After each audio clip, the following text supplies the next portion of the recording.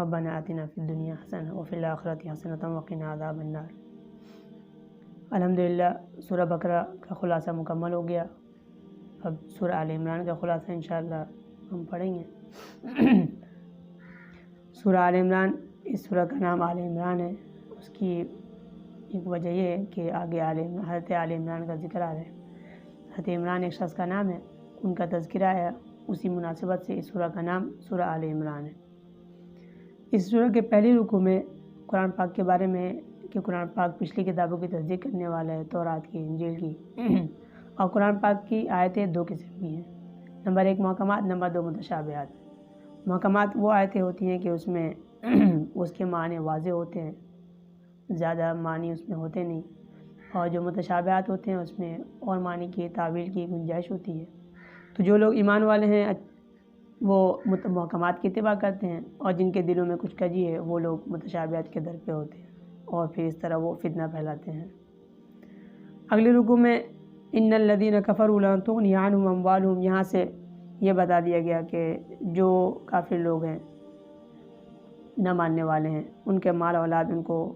دنیا میں اور آخرت میں فائدہ نہیں دے گا۔ اس کے بعد پھر یہ بتایا گیا کہ لوگوں کے دلوں میں دنیا اور شہوات کی محبت ڈال دی گئی ہے،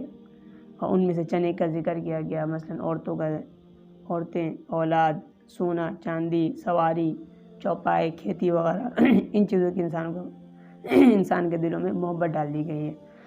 تو ہمیں یہ ہمارے لیے آزمائش ہے، کوشش یہ کرنی چاہیے کہ ان کے محبت میں پڑھ کے آخرت کو نہ بھولیں اور غفلت میں نہ پڑ جائیں۔ اور پھر اس کے بعد اگلے رکوع قل ان کنتم تحبون اللہ فاتبعونی، یہاں سے یہ بتا دیا گیا کہ انسان اگر کامیاب ہونا چاہتا ہے تو ان چیزوں کے پڑھنے کے، دنیاوی چیزوں میں پڑھنے کے بجائے رسول اللہ صلی اللہ علیہ وسلم کی اتباع کرے، اللہ پاک اس کو محبوب بنا لیں گے۔ اور پھر آگے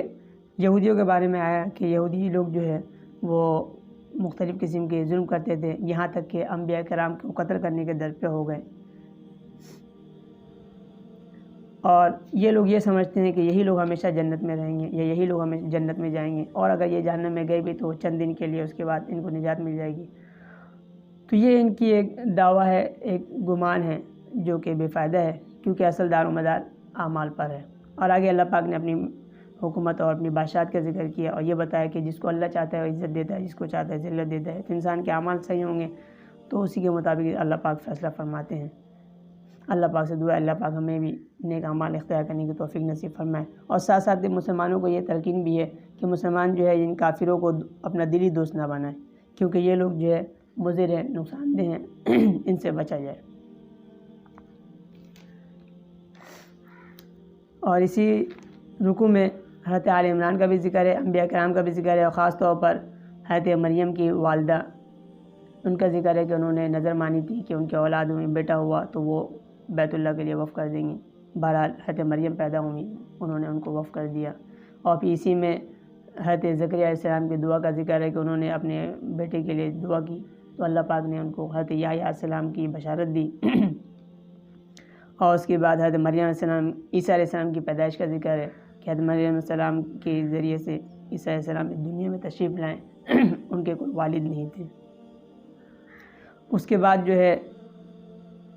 یہ اگلے رکوع میں جس میں وَإِذْ قَالَتِ الْمَلَائِكَةُ يَا مَرْيَمُ، جس میں حضرت مریم علیہ السلام کی، ان کے حضرت عیسیٰ علیہ السلام کی پیدائش کا ذکر ہوا، اور ساتھ ساتھ ان کے معجزات کا بھی ذکر ہے کہ ان کی کئی سارے معجزات ہیں، ان میں سے یہ ہے کہ یہ مٹی کا پرندہ بناتے تھے اور اللہ کے حکم سے وہ زندہ ہو جاتا تھا، اور اسی طرح یہ مادرزاد اندھوں کو بینا کر دیتے تھے، مردہ کو زندہ کر دیتے تھے، لیکن یہ ساری چیزیں اللہ کے حکم سے تھا، یہ معجزہ تھا، اور معجزہ اللہ کا فعل ہوتا ہے، یہ نبی کے ہاتھ ظاہر ہوتا ہے۔ آگے پھر یہ بتایا گیا کہ اتنے سارے معجزات حضرت عیسیٰ علیہ السلام نے دکھائے، لیکن قوم میں سے بعض وہ تھے جو نہ ماننے والے تھے، یہ ان کے در پہ ہوئے، یہاں تک کہ ان کو قتل کرنے کی انہوں نے کوشش کی، اور انہوں نے مختلف قسم کے مکر و فریب کیے۔ اگلا رکوع وَإِذْ قَالَ اللَّهُ يَا عِيسَىٰ إِنِّي مُتَوَفِّيكَ، یہاں سے اللہ پاک نے حضرت عیسیٰ علیہ السلام کو تسلی دی کہ انشاءاللہ اللہ آپ کو نجات دیں گے، اور ایک طبی موت جس طرح عام انسانوں کو آتی ہے ویسی دیں گے، اور یہ لوگ آپ کو قتل نہیں کر سکیں گے۔ ہاں ابھی یہ ہوگا کہ انی متوفیکہ، میں آپ کو آسمان میں اٹھا لوں گا، اور اہل سنت اور جماعت کا نظریہ ہے کہ عیسیٰ علیہ السلام ابھی بھی الحمدللہ آسمان میں زندہ موجود ہیں، اور پھر قرب قیامت وہ تشریف لائیں گے اور پھر جہاد کریں گے۔ اس کے بعد اسی رکوع میں یہ بھی بتا دیا گیا کہ عیسیٰ علیہ السلام جو ہے ان کی ایک مشابہت ہے آدم علیہ السلام سے، کہ آدم علیہ السلام کو اللہ پاک نے بغیر والدین کے پیدا کیا، عیسیٰ علیہ السلام کو بھی والد کے بغیر پیدا کیا۔ یہاں سے تردید ہو گئی یہودیوں کی اور کہ وہ یا عیسائیوں کی بھی، کہ وہ یہودی لوگ جو ہے وہ تہمت لگاتے ہیں عیسیٰ علیہ السلام پر، اور عیسائی لوگ جو بعض لوگ کہتے ہیں کہ یہ عیسیٰ علیہ السلام اللہ کے بیٹے ہیں، تو یہ تردید کر دی گئی کہ عیسیٰ علیہ السلام بغیر والد کے پیدا ہوئے۔ آگے پھر انہی عیسائیوں کے ایک وفد کا ذکر ہے کہ یہ رسول اللہ صلی اللہ علیہ وسلم نے ان کو یہ دلائل پیش کیے ہیں لیکن انہوں نے نہ مانا، تو رسول اللہ صلی اللہ علیہ وسلم نے انہوں مبالغہ کی دعوت دی، اور مبالغہ لیکن بہرحال انہوں نے انکار کیا اور جزیہ دینے پر قبول کر لیا۔ اگلا رکوع ہے کل یا اہل کتاب تعالوا الی کلمۃ سواء بیننا۔ یہاں پہ ہمیں ایک تعلیم دی گئی کہ اگر انسان کسی دوسرے گروہ کو اور لوگوں کو دعوت دیتا ہے، دین کی طرف بلاتا ہے، تو ایسی بات کرے جو مشترکات ہیں، جو اس کو بھی تسلیم ہے اور آپ کو بھی تسلیم ہو۔ تو یہاں پہ یہ بتایا گیا تعالوا الی کلمۃ سواء بیننا و بینکم، کہ ایسے کلمہ کی جانب، ایسی بات کی جانب آئیے جو ہم بھی مانتے ہیں، آپ بھی مانتے ہیں، کہ اللہ کے علاوہ کسی کی بات نہ کریں، شرک نہ کریں علاقے کی۔ اس کے بعد جو ہے یہ بتایا گیا کہ یہودی لوگ اور عیسائی لوگ جو ابراہیم علیہ السلام کو اپنے جد امجد مانتے ہیں، کیونکہ ابراہیم علیہ السلام کی سلسلے سے بنی اسرائیل چلی ہے، تو بتایا کہ ابراہیم علیہ السلام نہ یہودی تھے نہ نصرانی تھے، تو اس طرح کی جو گروہ بندی لوگ کر رہے ہیں، اس طرح گروہ بندی نہ کرنی چاہیے، بلکہ جس طرح ابراہیم علیہ السلام حنیفا مسلمہ کہا جاتا ہے، ابراہیم علیہ السلام جو ہے وہ مسلمان تھے، تو ان کو بھی دعوت ہے کہ تم بھی پکے ٹھکے مسلمان ہو جاؤ۔ اگلا رکوع وقالت طائفۃ من اہل کتاب، یہاں سے یہودیوں کے مختلف جماعتوں کا ذکر ہے۔ ان میں سے ایک جماعت ایسی تھی جو پروپیگنڈا پھیلاتی تھی، وہ ایک خفیہ گروہ انہوں نے بنایا، اور وہ بنانے کا مقصد یہ تھا کہ وہ جائیں اور اسلام قبول کریں اور بعد میں جو ہے انکار کر دیں، مرتد ہو جائیں، اور لوگوں کو یہ بتایا کہ بھئی ہم نے اسلام قبول کیا لیکن ان میں مختلف قسم کی برائیاں ہیں، اس وجہ سے ہم چھوڑ رہے ہیں۔ اور ان کا ایک گروہ ایسا ہے کہ وہ ایسا بد دیانت ہے کہ ان کے پاس کوئی تھوڑا مال بھی رکھوایا جائے تو وہ اس کو ہڑپ کر جاتے ہیں اور دینے کو تیار نہیں ہوتے ہیں۔ اور ایک تیسرا گروہ ایک ایسے لوگ ہیں جو دنیا پرستی میں اتنے آگے بڑھ گئے کہ انہوں نے کہ اللہ کی کتاب میں بھی تحریف کر دی اور اپنی طرف سے باتیں ڈالنے لگے اور یہ کہتے تھے کہ یہ اللہ پاک کی جانب سے ہے۔ تو یہ ساری باتوں بتانے کے بعد، ان گروہ کا ذکر کرنے کے بعد آگے یہ بتا دیا گیا کہ یہ جو یہود اور نصارہ اپنے آپ کو اہل کتاب کہتے ہیں اور یہ کہتے ہیں یہ اللہ کی باتیں ہیں، تو یہ کسی نبی کی تعلیم نہیں ہے، یہ ان کی اپنی من گھڑت باتیں ہیں۔ اسی طرح اگلا رکوع وَإِذْ أَخَذَ اللَّهُ مِيثَاقَ النَّبِيِّينَ، یہاں پہ یہ بتایا گیا کہ انبیاء کرام تمام سے ایک عہد لیا گیا کہ اگر یہ نبی پاک صلی اللہ علیہ وسلم یعنی محمد صلی اللہ علیہ وسلم اگر آپ کے زمانے میں آ جائیں تو آپ سب ان پر ایمان لائیے۔ یہ گویا کہ امت کو تعلیم ہے، کیونکہ انبیاء کرام تو سب ایک دوسرے کو ماننے والے ہوتے ہیں۔ امت کو تعلیم ہے کہ اگر ان کے زمانے میں رسول اللہ صلی اللہ علیہ وسلم تشریف لے آئیں تو وہ نبی پاک پر ایمان لانا ان کے لیے ضروری ہے۔ یہ یہودیوں کو بھی ایک طرح سے تعلیم ہو گئی کہ ان کی ذمہ داری بنتی ہے کہ نبی پاک صلی اللہ علیہ وسلم پر ایمان لائیں، اور اسی میں یہ اصول بتا دیا گیا کہ اللہ کے نزدیک جو مقبول دین ہے وہ اسلام ہے، اس کے علاوہ کوئی اور دین قبول نہیں ہوگا۔ ہاں، اس کے بعد بھی جو لوگ گمراہی میں پڑ گئے لیکن اگر وہ توبہ کر لیتے ہیں، اپنی اصلاح کر لیتے ہیں تو اللہ پاک بڑا غفور الرحیم ہے، معاف کرنے والے ہیں۔ یہاں تک تیسرا پارہ الحمدللہ مکمل ہوا، اور چوتھا پارہ میں پہلی آیت ہے لن تنالوا البر حتی تنفقوا مما تحبون۔ یہاں پہ یہ بتایا گیا کہ آپ کے اپنی محبوب اور پسندیدہ چیزوں میں سے خرچ کرنا چاہیے، نہ یہ کہ انسان وہ چیز خرچ کرے جو اسے کہتے ہیں کہ گھر میں جب یہ چیز کا جو فائدہ نہیں ہے اور اپنے استعمال میں جب نہیں رہا تو اب وہ جو ہے صدقہ کر رہے ہیں، ایسا نہیں کرنا چاہیے، بلکہ محبوب چیز، پسندیدہ چیز اور اچھی چیزیں صدقہ کرنی چاہیے۔ اور اسی رکوع میں بیت اللہ شریف کی عظمت کا بھی بیان ہے کہ جو حرم میں داخل ہو جاتا ہے وہ امن والا ہوتا ہے، اور اسی طرح جو لوگ زیادہ راہ اور استطاعت رکھتے ہیں حج کی، ان کے اوپر حج بھی فرض ہے۔ اس کے بعد اگلا رکوع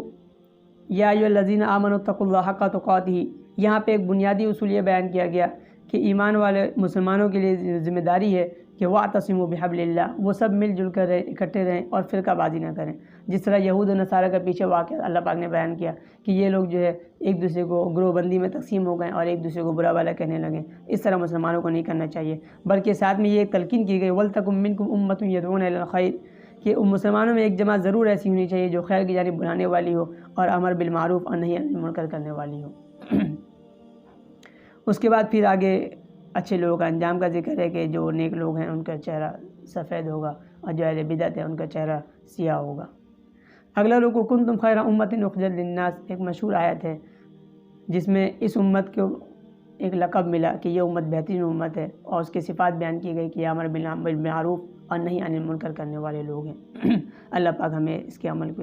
پر عمل کی توفیق نصیب فرمائے۔ اور ساتھ ساتھ یہ بتا دیا ہے کہ یہ یہود لوگ جو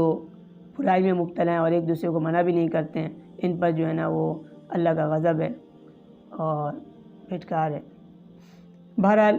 یہاں تک یہ جو یہودیوں کے مختلف قسم کے گروہ کا ذکر ہوا، تو یہاں سے ہمیں ایسا لگتا ہے کہ یہودی سارے کے سارے جو ہے نا وہ غلط ہیں، برے ہیں۔ تو اللہ پاک نے یہ بھی بتا دیا کہ نہیں، سب برے نہیں ہیں، بعض میں اچھے بھی ہیں۔ یہ قرآن پاک کے عدل کا ایک بہترین نمونہ ہے کہ جو اچھا ہوتا ہے اس میں جو اچھائی ہو تو اس کی اچھائی کا بھی ذکر کرتے ہیں، اور جو برائی ہو تو اس کے برائی کا بھی ذکر قرآن پاک کرتا ہے۔ قرآن پاک کہتا ہے لیسوا سواء من اہل الکتاب امۃ قائمۃ یتلون آیات اللہ آناء اللیل وهم یسجدون، کہ اہل کتاب میں سے کچھ ایسے اچھے لوگ بھی ہیں جو اللہ کی تلاوت کرتے ہیں اور اللہ کی آیتوں کی تلاوتیں کرتے ہیں اور ایمان لاتے ہیں اور نیک اعمال میں شریک ہوتے ہیں۔ بہرحال تو یہ مختلف قسم کے گروہ ہیں۔ آگے مسلمانوں کو تلقین ہے کہ جو کافر لوگ ہیں ان کو اپنا دلی دوست نہ بنائیں۔ اگلا رکوع وَإِذْ غَدَوْتَ مِنْ أَهْلِكَ تُبَوِّئُ الْمُؤْمِنِينَ مَقَاعِدَ لِلْقِتَالِ، یہاں سے غزوہ احد پر تبصرہ ہے، اور شروع میں تمہید کے طور پر غزوہ بدر کا ذکر ہے کہ اللہ پاک نے غزوہ بدر میں مسلمانوں کو 5000 فرشتوں کے ذریعے سے مدد کی تھی، اور یہ سب ان کے دلوں کے اطمینان کے لیے، دلوں کے سکون کے لیے اللہ پاک نے یہ مدد کی۔ اور اگلے رکوع میں یا ایھا الذین آمنوا لا تاکلوا الربا، یہاں سے یہ بتایا گیا کہ دیکھیں اللہ کی جو مدد آتی ہے وہ نیکی، صبر، تقوی کے ذریعے سے آتی ہے۔ اب ایسے اعمال نہیں کرنے چاہیے جن کی ذریعے سے اللہ کی مدد دور ہو جائے۔ ان میں ایک بہت بری چیز وہ ہے سود کھانا، تو سود سے باقاعدہ منع کیا گیا۔ اور پھر آگے یہ تلقین ہے کہ برائی کے بجائے نیکی کی جانب وسارعوا الی مغفرۃ، اور اللہ پاک کی مغفرت کی جانب کوشش کریں اور مغفرت مانگیں۔ یہی لوگ متقین لوگ ہیں، ان کے لیے اللہ پاک نے اچھا ٹھکانہ بنایا ہے۔ اور متقین کی کچھ صفات بھی بیان کی گئی ہیں کہ یہ لوگ ہمیشہ خرچ کرنے والے ہوتے ہیں، چاہے تنگی ہو چاہے خوشحالی ہو، اور اسی طرح اپنے غیظ و غضب، غصے پر کنٹرول کرنے والے ہوتے ہیں، اور اگر ان سے کوئی غلطی ہو جاتی ہے تو فوراً استغفار کرتے ہیں، اس پر قائم نہیں رہتے ہیں، اس پہ اصرار نہیں کرتے ہیں۔ اللہ پاک سے دعا ہے کہ اللہ پاک یہ صفات ہمیں بھی نصیب فرمائے۔ اور اسی طرح اگلے رکوع میں وَلَقَدْ وَمَا مُحَمَّدٌ إِلَّا رَسُولٌ، یہ خاص واقعہ ہے کہ غزوہ احد میں ایک یہ واقعہ ہوا تھا کہ یہ افواہ پھیلا دی گئی کہ نعوذ باللہ رسول اللہ صلی اللہ علیہ وسلم جو ہے شہید ہو گئے۔ تو یہاں پہ مسلمانوں کو تلقین ہے کہ اگر نعوذ باللہ اگر رسول اللہ صلی اللہ علیہ وسلم واقعتاً شہید بھی ہو جائیں یا وہ دنیا سے پردہ فرما جائیں تو کیا تم اپنے اس دین کو چھوڑ دو گے؟ تو یہ تلقین ہے کہ جس مشن کو رسول اللہ صلی اللہ علیہ وسلم لے کر آئے ہیں وہ ہماری ذمہ داری ہے، ہم اس پہ قائم رہیں اور اس کو آگے بڑھاتے رہیں۔ اگلا رکوع یا ایھا الذین آمنوا ان تطیعوا الذین کفروا، یہاں سے یہ بیان کیا گیا کہ کفار کی اطاعت نہیں کرنی چاہیے، ان کی اطاعت کا نتیجہ گمراہی اور تباہی ہے۔ اسی کے ساتھ یہ بتایا گیا بلکہ اللہ رسول کی اتباع کریں، اس کا فائدہ یہ ہوگا کہ اللہ پاک جو ہیں کافروں کے دل میں تمہارا رعب ڈال دیں گے۔ اور جیسے کہ آگے ذکر بھی ہے کہ اس سے پہلے وَلَقَدْ صَدَقَكُمُ اللَّهُ وَعْدَهُ إِذْ تَحُسُّونَهُم، کہ یہ وعدہ اللہ پاک نے پورا کر کے بھی دکھایا کہ مختلف غزوات میں، غزوہ بدر وغیرہ میں اللہ پاک نے فتح نصیب فرمایا۔ اور پھر اسی میں غزوہ احد کے دو واقعہ کا ذکر ہے جس کا تعلق سیرت النبی صلی اللہ علیہ وسلم سے ہے، اس میں تفصیل سے آپ پڑھ سکتے ہیں۔ اگلا رکوع ہے یا ایھا الذین آمنوا لا تکونوا کالذین کفروا، یہاں پہ بتا دیا کہ اے ایمان والو تم کافروں کی طرح مت ہونا اور ان کی طرح جو ہے جہاد سے پیچھے ہٹنے والا مت ہونا۔ زندگی موت اللہ کے ہاتھ میں، لہذا وہ جس کو چاہے اور جب چاہے موت دے سکتا ہے۔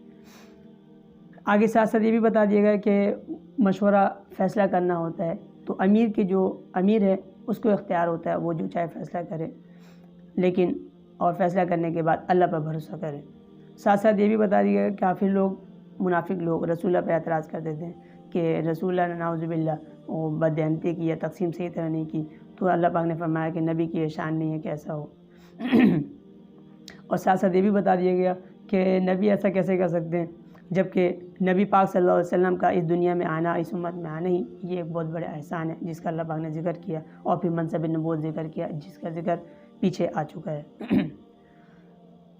اس کے بعد آگے بتا دیا ہے کہ جو لوگ اللہ کے راستے میں جہاد کرتے ہیں اور شہید ہو جاتے ہیں تو ان کو مردہ نہ سمجھو، وہ زندہ ہیں، اللہ پاک کی نعمتیں ان کو مل رہی ہیں۔ اگلا رکوع الذین استجابوا للہ والرسول من بعد ما اصابهم القرح، یہاں سے ایک واقعے کا ذکر ہے کہ یہ منافق لوگ دوسرے لوگ شاید کرتے ہیں، اور اس طرح انہوں نے کہا تھا کہ بھئی یہ کفار کی جماعت آپ پر حملہ کرنے والی ہے، تو اس وقت صحابہ کرام کی حالت کیا تھی؟ اللہ پاک فرماتے ہیں قالوا حسبنا اللہ ونعم الوکیل، انہوں نے ہمت اور استقلال دکھائی اور یہ کہا کہ بھئی اللہ ہمیں کافی ہے۔ بہرحال اللہ پاک کی مدد ہوئی، وہ جماعت واپس نہیں آ سکی اور انہوں نے حملہ نہیں کیا۔ ساتھ ساتھ رسول اللہ صلی اللہ علیہ وسلم کو تسلی بھی ہے کہ یہ لوگ جو اسلام نہیں لا رہے ہیں تو ان کی وجہ سے آپ کو غمگین نہیں ہونا چاہیے۔ اگلا رکوع ہے لقد سمع اللہ قول الذین قالوا ان اللہ فقیر، یہاں سے یہودیوں کے ایک تذکرہ ہے کہ یہودی لوگ جو ہے یہ سمجھتے ہیں کہ اصل میں یوں تھا کہ جب دین کے لیے، جہاد کے لیے چندہ جمع کیا جاتا تھا تو اس طرح کی اس قسم کی باتیں لوگ کرتے تھے، بعض لوگ یہود لوگ، کہ کیا اللہ پاک محتاج ہیں، اللہ پاک کو کیا ضرورت، تو ان اللہ فقیر، انہوں نے کہا کہ اللہ محتاج ہے، ہم اغنی ہیں، ہم دے رہے ہیں۔ تو اللہ پاک نے فرمایا کہ یہ ساری باتیں جو ان کی لکھی جا رہی ہیں اور انشاءاللہ ان کو جہنم کا عذاب چکھیں گے یہ لوگ، اور یہ زندگی ہمیشہ کی ہے نہیں، کل نفس ذائقۃ الموت، ہر ایک کو جانا ہے تو پھر حساب کتاب بھی ہوگا۔ اور ساتھ ساتھ مسلمانوں کو یہ تلقین بھی ہے کہ جس طرح یہ لوگ اللہ پر، رسول پر اعتراض کرنے سے نہیں چوکتے ہیں تو تم لوگ بھی ان سے مختلف قسم کی بری باتیں سنو گے تو اس کا حل اللہ پاک نے بتا دیا۔ دو کام ہیں، نمبر ایک صبر اور تقوی، صبر اور تقوی کے ذریعے سے انسان دنیا میں کامیاب ہو سکتا ہے اور ان منافق یہود اور جو غیر مسلم لوگ ہیں ان کے پروپیگنڈا سے اور فتنے سے بچ سکتا ہے۔ آگے اگلا رکوع ان فی خلق السماوات والارض، یہاں سے اللہ پاک نے اپنی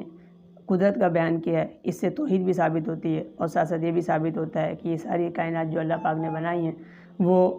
بے بنیاد نہیں اور باطل نہیں ہے، لہٰذا ایک دن ایسا ہوگا جس میں فیصلہ ہوگا، تو آخرت بھی ثابت کرتے ہیں۔ اور ساتھ ساتھ ہمیں ایک دعا سکھائی گئی کہ انسان یہ دعا مانگے ربنا فاغفر لنا ذنوبنا وکفر عنا سیئاتنا، کہ انسان سے کوتاہی غلطی ہوتی رہتی ہے تو وہ مسلسل جو ہے وہ مغفرت کی دعا مانگتے رہے، اللہ پاک ہم سب کے گناہوں کو معاف فرمائے۔ آگے پھر مومنوں کا ان کا ٹھکانے کا ذکر ہے، اور اس آیت کے اس رکوع کے آخر اور سورہ کے بھی آخر میں ایک اہم نصیحت ہے، یا ایھا الذین آمنوا اصبروا وصابروا ورابطوا، اے ایمان والو صبر اختیار کرو اور ایک دوسرے کو اس کی تلقین بھی کرو اور آپس میں اتحاد اور مل جل کر رہو۔